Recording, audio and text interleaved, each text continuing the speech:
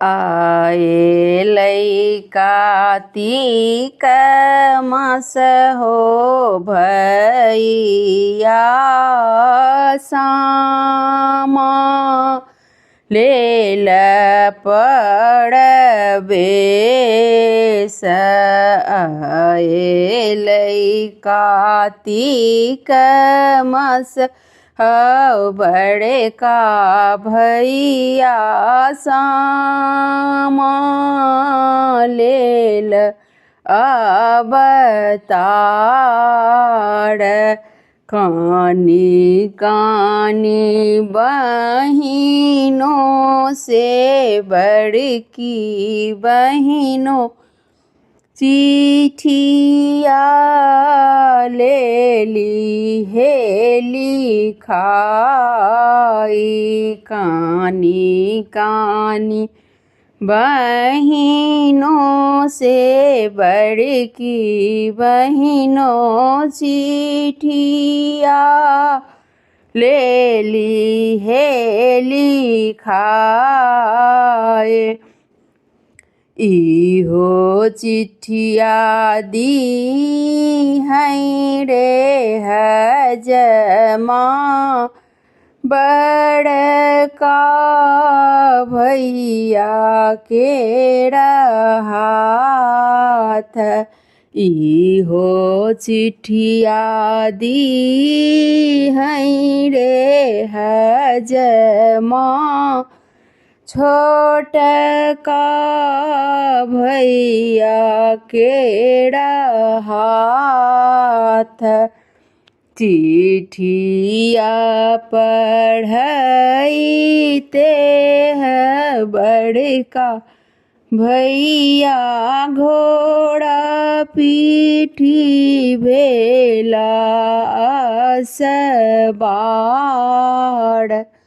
चिट्ठिया पढ़ते हो बड़का भैया घोड़ा पीठी भेला सवार। टिकुली बेसाही हक हो भैया पटना शहर बाजार। टिकुली बेसाही हक हो भैया पटना शहर बाजार। सिंदूरा बेसाही हक हो भैया दरभंगा शहर बाजार। सिंदूरा बेसाही हक हो भैया दरभंगा शहर बाजार।